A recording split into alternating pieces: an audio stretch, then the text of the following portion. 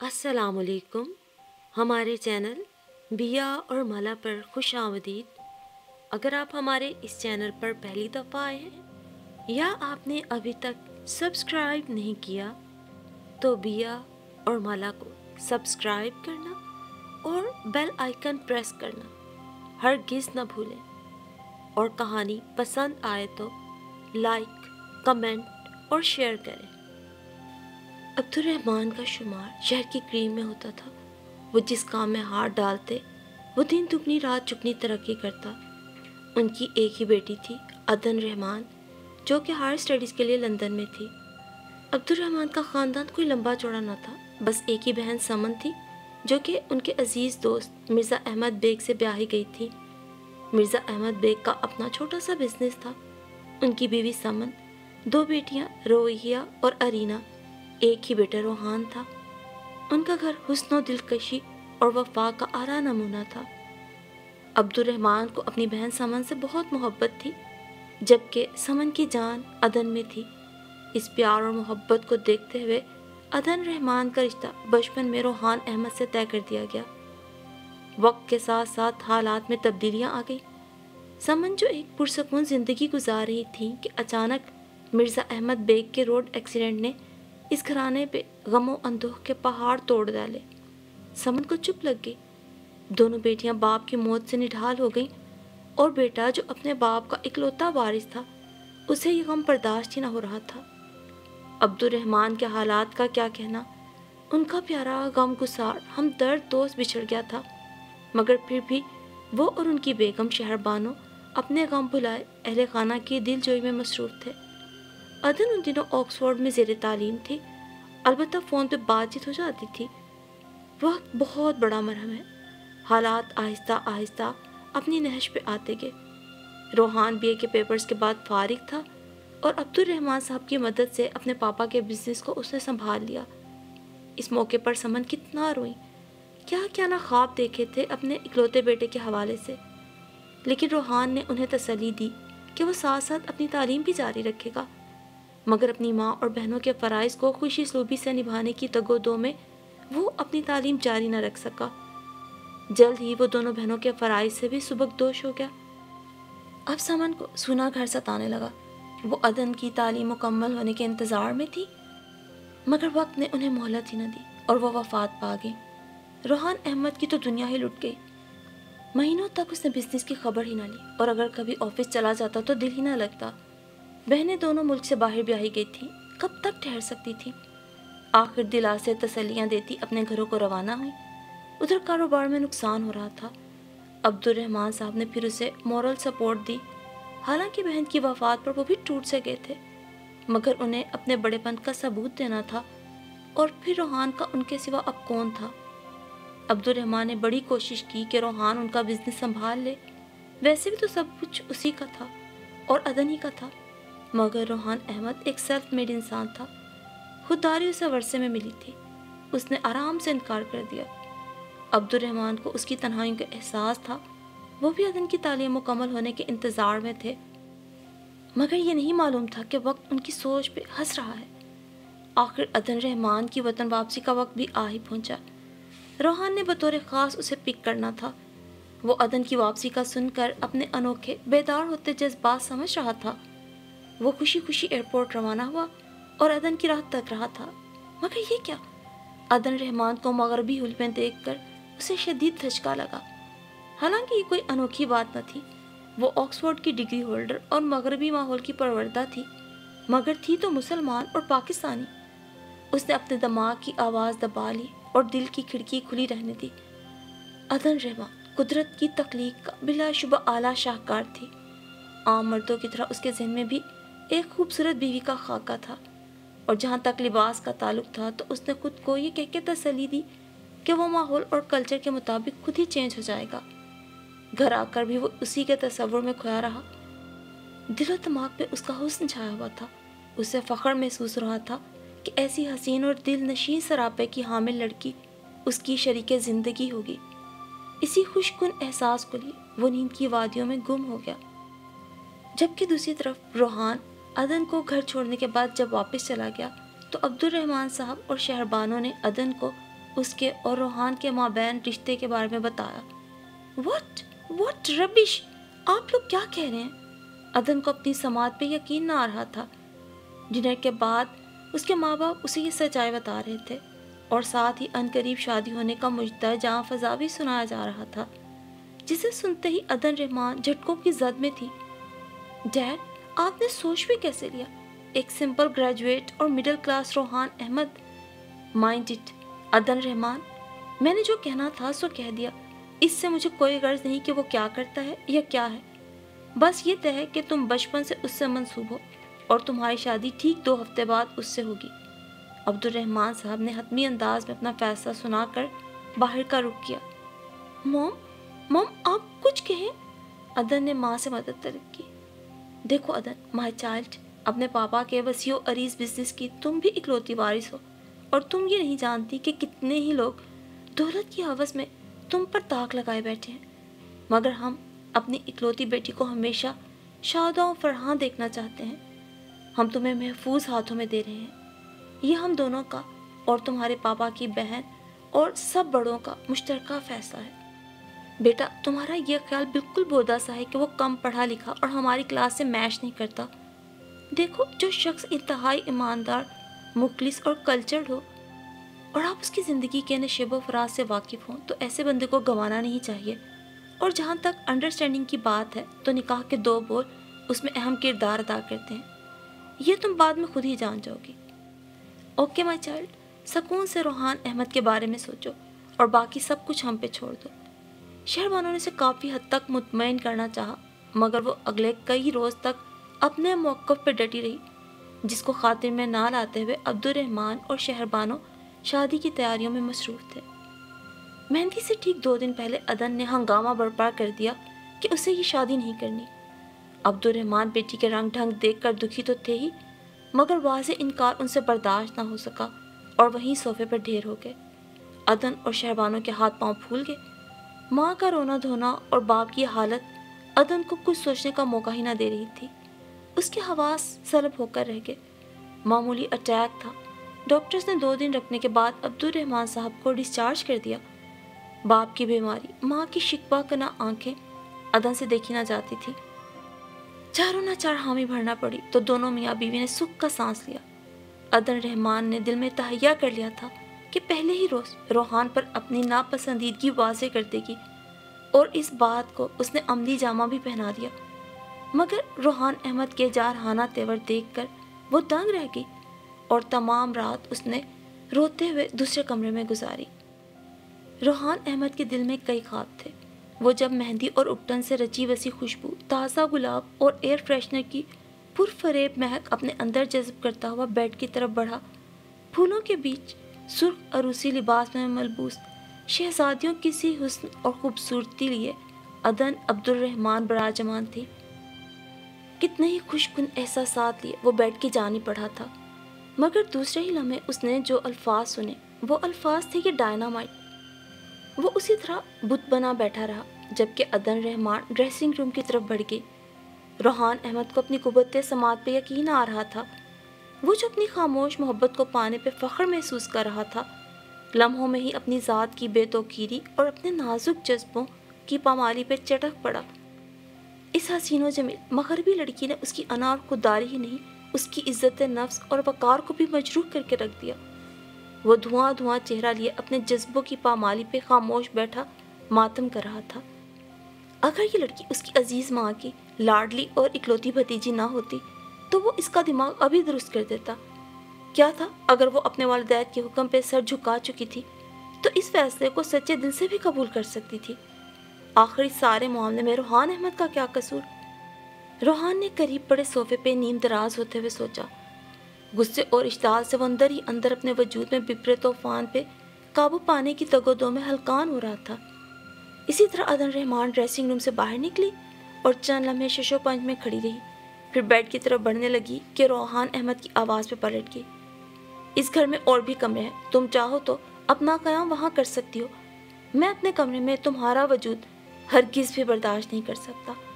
اگر تم اپنی مرضی سے اس گھر میں نہیں آئی تو مجھے بھی تمہاری کوئی ضرورت نہیں۔ اچھی طرح کان کھول کے سن لو، انتہائی ضبط کے عالم میں روحان احمد نے یہ الفاظ کہے اور اسے کمرے سے نکال کر زور سے دروازہ بند کر کے لاک کر دیا، اور غصے اور اشتعال سے یہاں سے وہاں ٹہل رہا تھا، جبکہ دوسری طرف عدن رحمان اس کا حد تک آمیز رویہ دیکھ کے اپنی جگہ دنگ رہ گئی تھی۔ اگلی صبح جب روحان احمد بوجھل وجود کے ساتھ بیدار ہوا تو بہت زیادہ وقت گزر چکا تھا۔ شاور لیتے ہوئے اس نے آنے والے حالات کے لیے کافی حد تک خود کو تیار بھی کر لیا تھا۔ کچن میں داخل ہوتے اس نے سرسری سا لاؤنج میں دیکھا تو ایک صوفے پہ عدن بیٹھی نظر آئی۔ اس نے نظر انداز کرنا مناسب سمجھا اور اپنے لیے ناشتہ تیار کرنے لگا۔ مہارت سے آملیٹ بنایا اور سلائس سینکنے کے بعد چائے دم پہ رکھی۔ عدن کا نکھیوں سے اس کی ساری کارروائی ملاحظہ کر رہی تھی، اور جب روحان کو اپنے سامنے براجمان ناشتہ نوش کرتے دیکھا تو اس کی بھی بھوک چمک اٹھی۔ وہ مزے لے لے کے ناشتہ کر رہا تھا جیسے دنیا میں ایک ہی کام رہ گیا ہو۔ عدن سے تو اخلاقاً یا مروتاً بھی نہ پوچھا، اس پہ وہ اور جل کے رہ گئی۔ بالآخر برداشت سے باہر ہوا تو بولی، مجھے سخت بھوک لگی ہے، یہاں پر کوئی نوکر نہیں ہے تمہارا، اگر بھوک لگی ہے تو خود ہی ناشتہ بنا لو، غالباً کچن کا راستہ پتہ ہوگا، یا پھر میں بتا دوں۔ روحان نے بے پرواہی سے جواب دیا تو عدن پیر پٹکتی کچن کو روانہ ہو گئی۔ ناشتہ بنانے کا اس نے تصور بھی نہ کیا تھا۔ بڑی سوچ بچار کے بعد پین دھو کر سکھائے بغیر اس میں آئل ڈالا اور ساتھ ہی انڈا ڈال دیا۔ برنر آن کرنے میں چند ہی لمحوں میں آئل کے دل فریب چھینٹوں اور اس کی دلخراش چیخوں نے زمین و آسمان ایک کر دیے۔ روحان اس اچانک افتاد پہ گھبرا گیا اور کچن کی طرف دوڑا۔ اندر کا ماحول حسب توقع تھا۔ مجھے کیا پڑی ہے مرہم کی؟ روحان نے سر جھٹکا، مگر عدن کی حالت دیکھ کر اس کا دل نرم پڑ گیا۔ سو اسے بازو سے پکڑ کے لاؤنج میں لایا اور فرسٹ ایڈ باکس لینے چلا گیا۔ اس عرصے میں عدن خود پہ کافی حد تک قابو پا چکی تھی۔ عدن کے چھالوں پہ ٹیوب لگاتے وہ کنکھیوں سے اس کا جائزہ لے رہا تھا۔ مہندی سے رچی ہتھیلیاں، سفید سے ڈول بازو اور دلکش سراپا۔ وہ نظریں چراتا اٹھ کھڑا ہوا اور لاؤنج سے نکلتا چلا گیا۔ واپسی میں اس کے دونوں ہاتھوں میں کچھ بیگز تھے۔ کچن میں جا کے پہلے کھانا نکالا اور پھر عدن کو ڈھونڈتا ہوا متعلقہ جگہ تک پہنچ گیا۔ تم نے صبح سے غالباً کچھ نہیں کھایا، اب لنچ ٹائم بھی نکلنے والا ہے، چلو اٹھو اور کھانا کھا لو، میں باہر تمہارا انتظار کر رہا ہوں۔ یہ کہہ کے وہ کمرے سے چلا گیا۔ صبح تو پوچھا تک نہیں، اب آیا ہے پوچھنے۔ ڈیڈ، آپ نے مجھے کہاں پھنسا دیا؟ ابھی تو میں اپنی بیچلرز لائف کو انجوائے کرنا چاہ رہی تھی، مگر آپ لوگوں نے اس ظالم شخص کے حوالے کر دیا مجھے۔ عدن روتے ہوئے شکوہ کرنا تھی۔ چند لمحوں کے توقف سے اس کی بھی بھوک چمکنے لگی۔ بڑی سوچ بچار کے بعد ڈھیٹ بن کے چل دی۔ وہ بے مروت شخص کھانے میں بری طرح مصروف تھا، جسے دیکھ کے اسے غصہ آیا۔ آ گئی ہو، چلو فٹافٹ شروع ہو جاؤ، سردار کی مچھلی بڑے بڑوں کے پیٹ میں چوہے دوڑا دیتی ہے، تم بھی کیا یاد کرو گی؟ ویسے یہ خاطر مدارت صرف آج کے لیے ہے، اور یہ بات اچھی طرح ذہن نشین کر لو کہ اگر یہاں رہنا ہے تو ہر کام خود کرنا پڑے گا۔ میں کوئی تمہارے والد بزرگوار کی طرح لینڈ لارڈ نہیں ہوں، سیدھا سادہ شریف بندہ ہوں جو صرف عزت کی روٹی کافی سمجھتا ہے۔ اب بھی اپنے اکلوتے ماموں کی وجہ سے تم سے نرمی سے پیش آ رہا ہوں، ورنہ تم اس قابل نہیں ہو۔ اب گھور کیا رہی ہو؟ آ بھی جاؤ، ورنہ فش اگر ٹھنڈی ہو گئی تو مجھے بددعائیں دو گی۔ کسی حد تک خود کو نارمل رکھتے ہوئے اس نے مخاطب کیا، اگر بھوکے رہ کے خودکشی کرنے کا ارادہ ہے تو شوق سے کرو، مگر اپنے پیرنٹس کے گھر جا کے۔ فی الحال یہ پروگرام ملتوی کر دو اور کھانا کھا لو۔ وہ اپنی جگہ سے ٹس سے مس نہ ہوئی اور پھر بولی، میں کیسے کھاؤں؟ جواب میں اس نے اپنے دونوں ہاتھ بھی آگے کر دیے۔ اوہ سو سیڈ، چلو میں کھلا دیتا ہوں۔ جانے کس جذبے کے تحت وہ کہہ اٹھا۔ پھر اسے نوالے بنا بنا کے کھلاتے ہوئے اس کے چہرے کو انتہائی قریب سے دیکھا تو سارا غصہ اور اشتعال جانے کہاں جا سویا۔ کھانا ختم کرنے کے بعد اسے چائے کی آفر کی گئی تو اسے بری نہ لگی، کیونکہ کل رات نیند پوری نہ ہونے کی وجہ سے اور مسلسل رونے سے اس کا بھی سر بھاری ہو رہا تھا، لہٰذا اس نے اس بات میں سر ہلا دیا۔ عبد الرحمان صاحب کا فون آیا تھا۔ عدن نے سننے سے انکار کر دیا اور سونے کا بہانہ کر کے کمرے میں چلی گئی۔ چاروں نہ چار روحان کو مناسب طریقے سے معذرت کرنا پڑی اور پھر وہ بھی سونے کی غرض سے اٹھ گیا۔ بیڈ پہ نیند دراز ہوتے ہی عدن کا حسین سراپا اس کی نگاہوں میں گھوم گیا، مگر ساتھ ہی رات کا واقعہ بھی یاد آ گیا۔ اس جیسا شریف آدمی اپنی بیوی کے ساتھ کوئی زور زبردستی نہیں کرنا چاہتا تھا۔ محبت کے بارے میں وہ خلیل جبران سے متفق تھا، اگر آپ کو کسی سے محبت ہے تو اسے آزادی دے دیں، اگر وہ آپ کی ہوگی تو آپ کے پاس ضرور واپس لوٹے گی، اور اسی وقت کا اسے بھی انتظار تھا۔ مگر ادن کے مغربی پہناوے سے وہ بہت پریشان تھا اور اسے چینج کرنا چاہتا تھا۔ کیسے چینج کر سکتا ہے؟ یہ سوال اس وقت اس کی نگاہوں کے آگے ناچ رہا تھا۔ یکایک ذہن میں ایک خیال آیا تو وہ مطمئن سا ہو گیا اور پھر وہ سو گیا۔ ادن کا بھی پیٹ بھرا ہوا تھا اور کچھ سکون بھی ملا تو نیند ایسی آئی کہ صبح 12 بجے آنکھ کھلی۔ صبح کا اجالا دیکھ کے بے ساختہ حیران ہوئی اور گھڑی دیکھ کے مطمئن کہ اچھی بات ہے نیند پوری ہوئی اور ذہن فریش تاکہ آنے والے حالات کے لیے خود کو تیار کیا جا سکے۔ اور پھر یہ سوچ کے وہ کچن کی جانب چل دی کہ اس بے مروت شخص سے اب کوئی امید نہیں تھی جو صاف کہہ چکا تھا کہ اب اسے اپنے کام خود ہی کرنا ہے۔ ہاتھوں کے زخم بھی کافی بہتر تھے۔ کچھ تلاش بسیار کے بعد بریڈ اور جیم نظر آیا تو اس نے سکھ کا سانس لیا۔ ناشتے کے بعد گھر کا جائزہ لینے لگی۔ ہے تو چھوٹا سا، مگر مجھے کیا، میں نے کون سا یہاں مستقل رہنا ہے۔ ڈیڈ کا موڈ اور طبیعت بہتر ہو تو بات کروں گی۔ دل ہی دل میں سوچتے ہوئے سارا گھر دیکھ چکی تھی اور جب مین گیٹ پہ گئی تو زور دینے پہ بھی نہ کھلا۔ معلوم ہوا لاکڈ ہے تو اس کے غصے کی انتہا نہ رہی۔ مسٹر روہان، تم خود کو سمجھتے کیا ہو؟ کیا میں کوئی آوارہ بد چلن ہوں جو تم مجھے قید کر کے ہو؟ مارے اشتعال کے وہ کھول کے رہ گئی۔ دوپہر کو جب وہ واپس آیا تو وہ بھی لڑنے مرنے کو تیار کھڑی تھی۔ کھانے میں ہے کچھ؟ مجھے سخت بھوک لگی ہے، روحان نے کنپٹیوں کو دباتے ہوئے کہا۔ زہر ہے، کیا کھانا پسند کریں گے؟ جواب کے ساتھ سوال بھی تھا۔ روحان نے شعلہ جوالا بنی ادن کو دیکھا۔ مین گیٹ کیوں لاک کیا تھا؟ کیا میرے بھاگنے کا ڈر تھا یا اپنے دل میں کوئی چور تھا؟ ادم تمام ہتھیاروں سے لیس شروع ہو چکی تھی۔ روحان احمد نے بے بسی کے عالم میں سے دیکھا اور اپنے کمرے کی طرف بڑھ گیا۔ اب جواب کیوں نہیں دے رہے؟ پیچھے سے پھر حملہ کیا گیا۔ دیکھو، میں ایک انتہائی شریف بندہ اور معزز شہری ہوں۔ میں نہیں چاہتا کہ لوگ تمہیں اس حلیے میں میرے حوالے سے جانیں۔ اتنا کہنا تھا کہ ادن کے سر سے لگی اور تلووں پر بجھی اور وہ بکتی جھکتی چلی گئی۔ کسی بھی طرح سے وہ پڑھی لکھی نہیں لگ رہی تھی، بلکہ روحان کو تو خاص بیویوں والے سٹائل میں اسے دیکھ کے خوشی ہو رہی تھی۔ اور پھر اسی طرح دن گزرتے گئے۔ عبد الرحمن اور شہربانو نے عمرے کا قصد کیا اور جاتے ہوئے ان سے بھی ملنے آئے۔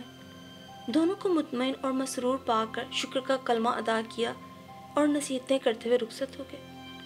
اب تو ادن مزید شیر ہو گئی۔ شادی کے جو تھوڑے بہت کپڑے پہنتی تھی وہ بھی بکسوں میں منتقل ہو چکے تھے اور وہ جان بوجھ کر جینز اور سلیو لیس پہنتی، یہاں سے وہاں گھومتی۔ وہ روحان کے لیے کسی امتحان سے کم نہ تھی، مگر وہ ضبط سے کام لے رہا تھا۔ اس کے خیال میں محبت آہستہ آہستہ ہوتی ہے، لمحاتی نہیں، بلکہ رفتہ رفتہ انسیت کے بعد محبت میں تبدیل ہو ہی جاتی ہے۔ اسی جذبے کے تحت وہ پر امید بھی تھا۔ اس روز بھی جب وہ گھر آیا تو ادن ٹی وی لاؤنج میں بیٹھی فلم دیکھ رہی تھی۔ روحان اندر داخل ہوا تو دکھ میں گر گیا۔ اس نے آگے بڑھ کے ٹی وی آف کر دیا۔ نظر نہیں آ رہا، مووی دیکھ رہی ہوں، ادن نے پھاڑ کھانے والے انداز میں کہا۔ یہ وہی ہے نا جس میں لڑکا ایک شادی شدہ عورت کو بھگا کے لے جاتا ہے؟ روحان نے اپنی معلومات فراہم کی۔ فار یور انفارمیشن، وہ بھاگتی نہیں بلکہ محبت کے ہاتھوں۔ ادن کی بات پوری ہونے سے پہلے روحان نے اچک لی۔ ہاں، محبت۔ ویسے بائی دا وے، محبت آپ کی ڈکشنری میں کیا معنی رکھتی ہے؟ جواب میں ادن کو گھرتا پا کر وہ پلٹ گیا اور واپسی میں اس کے ہاتھ میں کچھ کتابیں تھیں۔ اس نے ادن کی طرف بڑھاتے ہوئے کہا، جو کہ نہ سمجھی کے عالم میں سے تک رہی تھی۔ یہ کچھ اچھے ناولز ہیں، اچھے رائٹرز کے لکھے ہوئے۔ یہ بھی کہانیاں ہی ہیں، فلمی قسم کی۔ ان سے تمہارے ذہن کو نئی راہ ملے گی۔ یہ پختہ لکھاریوں کی کہانیاں ہیں، نہ پختہ ذہنوں کی پیداوار نہیں ہے۔ میں بھی فارغ اوقات میں اکثر ان کا مطالعہ کرتا رہتا ہوں۔ حالانکہ یہ خالصتاً زنانہ کام ہے، مگر میرے نزدیک جو چیز ہمیں فائدہ پہنچا رہی ہو، ہمارا اخلاقی معیار بڑھائے، اسے اپنانے میں کوئی حرج نہیں۔ اس نے نرمی سے سمجھاتے ہوئے کہا، مجھے تو ٹھیک طرح سے اردو ریڈنگ ہی نہیں آتی، اور یہ موصوف یہ ڈائجسٹ اٹھا لائے ہیں۔ ادن نے نخوت سے سر جھٹکا۔ تم ایک بار پڑھ کے تو دیکھو، کیونکہ میں نے سنا ہے کہ جو انہیں ایک بار پڑھتا ہے اسے ان بکس کی عادت پڑ جاتی ہے۔ روحان نے مدافعانہ انداز اپنایا۔ مسٹر روحان احمد، آپ اپنے کام سے کام رکھیں۔ میرے لیے کیا اچھا ہے اور کیا برا میں خوب جانتی ہوں۔ یہ کہتے ہی ادن نے قدم آگے بڑھائے تو روحان نے اس کا ارادہ بھانپ کے اس کی راستے روک دیے۔ میں تمہیں انگلش موویز سے منع نہیں کرتا، حالانکہ یہ ایک سبجیکٹیو مووی ہے، مگر تم اپنی اقدار کو مت بھولو، اور ہم مسلمان ہیں۔ ہمارے یہاں شادی ایک مقدس بندھن ہے۔ اس کے بعد عورت یا مرد اگر ادھر ادھر دیکھے تو یہ سخت گناہ ہے اور پلیز اپنا رہن سہن تھوڑا سا بدل لو، اس نے التجا کی تھی، جبکہ جواب میں وہ ہوں کی صورت میں واک آؤٹ کر گئی تھی۔ اف، یہ لڑکی ہے کہ پتھر، کسی چیز کا اس پہ اثر ہی نہیں ہوتا، روحان احمد سوچ کے رہ گیا۔ اور پھر وقت کے ساتھ ساتھ روحان احمد اس میں کوئی تبدیلی نہ لا سکا تو اس کے حال پہ اسے چھوڑ دیا۔ دوسری طرف اس عرصے میں عدن کو چائے بنانے کے ساتھ ساتھ چند ایک چیزیں بھی بنانی آ گئی تھیں۔ اوپر کے کاموں کے لیے روحان نے ایک جز وقتی ملازمہ رکھ لی تھی۔ بہت روٹین سے عدن تنگ آ گئی تھی، طبیعت میں چڑچڑا پن مزید شامل ہو گیا۔ 2 ماہ گزر چکے تھے مگر عبدالرحمن اور شہربانو کی واپسی کے کوئی آثار نہ تھے۔ انہی دنوں روحان کو بزنس ٹور پر جانا پڑا۔ پہلے تو اس نے سوچا کہ عدن کو آگاہ کرے، مگر پھر یہ سوچ کے خاموش ہو گیا کہ اس کے ہونے یا نہ ہونے سے عدن کو کوئی فرق نہیں پڑے گا، اس لیے اس نے نہیں بتایا اور چپکے سے اپنی تیاریوں میں مصروف ہو گیا۔ کل صبح اسے سنگاپور کے لیے روانہ ہونا تھا اور آج گھر میں اس کی آخری رات تھی۔ بیلکنی میں ٹہلتے ہوئے روحان آسمان پہ چمکتے چاند کی ٹھنڈی چاندنی میں کھویا ہوا تھا کہ یکایک اس کے دل نے خواہش کی، کاش ان فسوں خیز لمحوں میں عدن اس کے ساتھ ہوتی تو وہ اپنے دل کی تمام بے قراریاں اسے بتا دیتا کہ وہ اس کی بچپن کی چاہت ہے، جب اسے خود ابھی محبت کا مفہوم بھی معلوم نہ ہوا تھا۔ اب وہ لاکھ کوشش بھی کرے تو اس کے انمٹ نقوش دل سے نہیں مٹا سکتا، لیکن اس نے فیصلہ کر لیا تھا کہ اسے مر مر کے نہیں جینا اور نہ ہی یہ زبردستی کی زندگی اسے برداشت تھی۔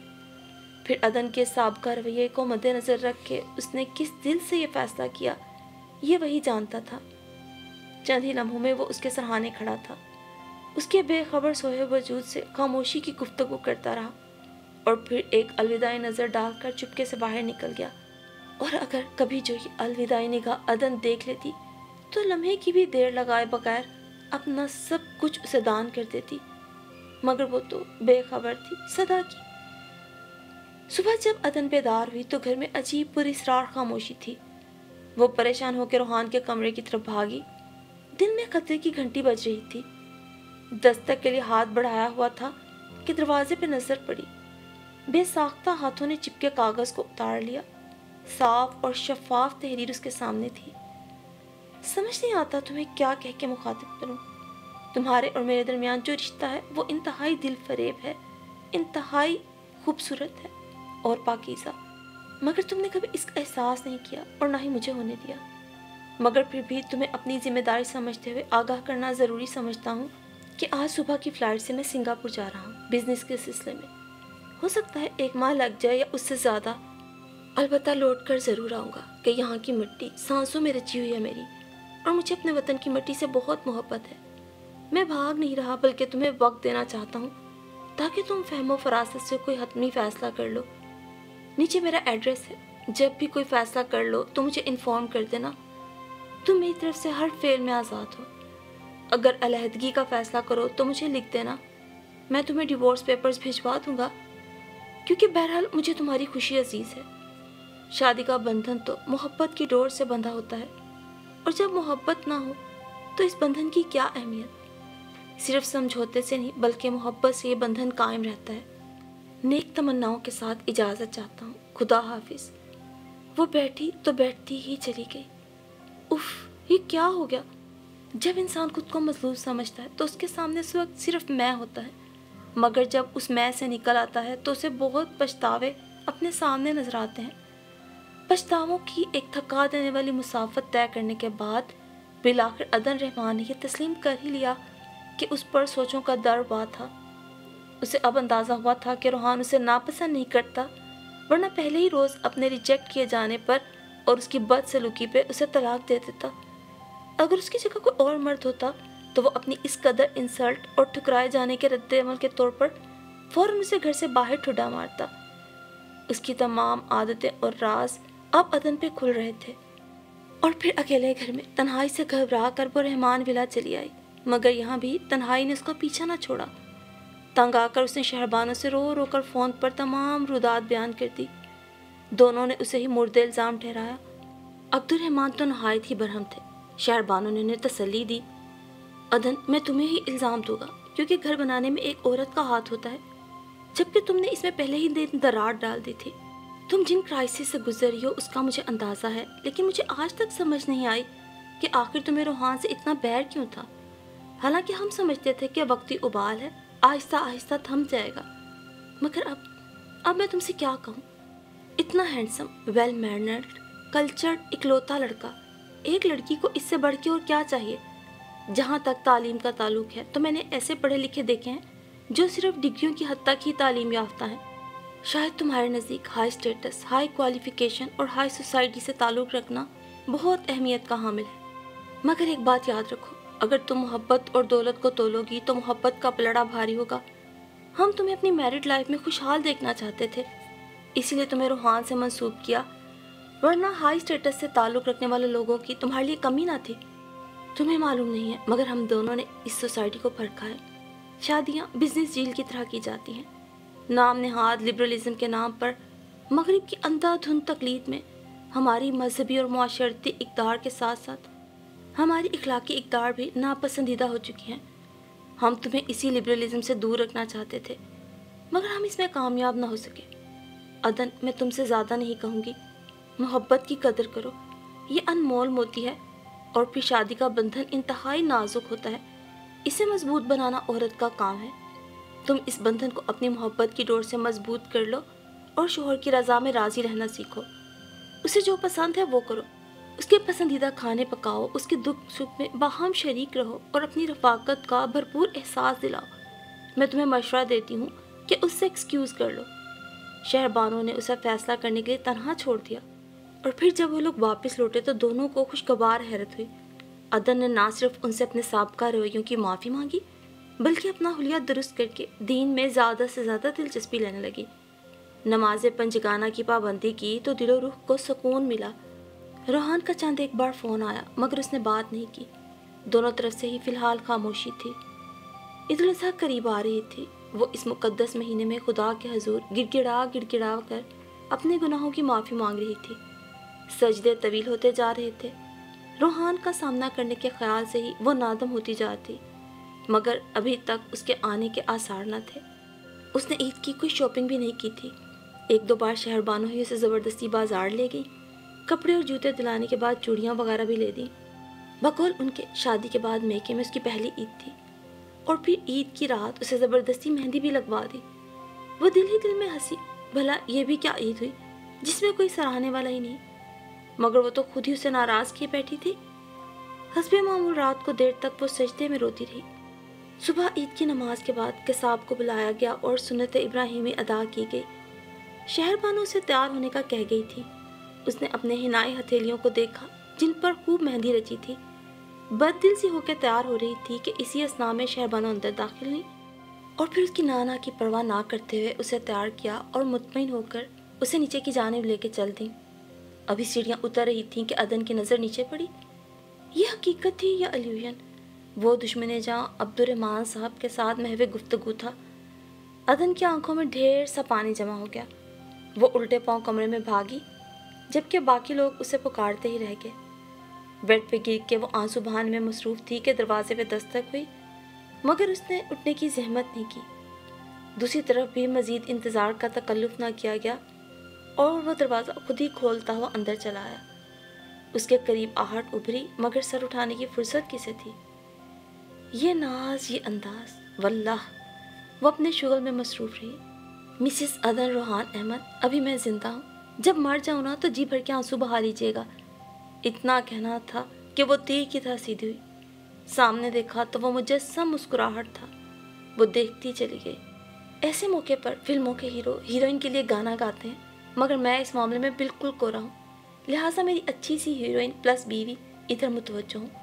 مگر وہ ٹچ سے مس نہ ہوئی، پھر خود ہی چل کر اس کے سامنے آ گیا تو عدن نے کچھ کہنے کے لیے لب وا کیے، اس کے ہونٹوں پہ انگلی رکھ کر چپ رہنے کا اشارہ دیا۔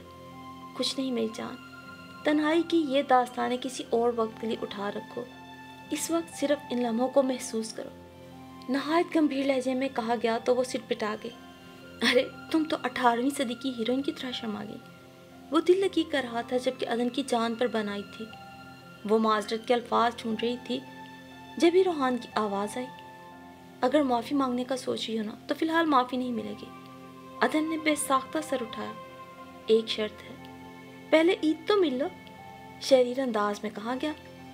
مگر عید ملنے کے لیے پہلے عید ہی ضروری ہوتی ہے نا۔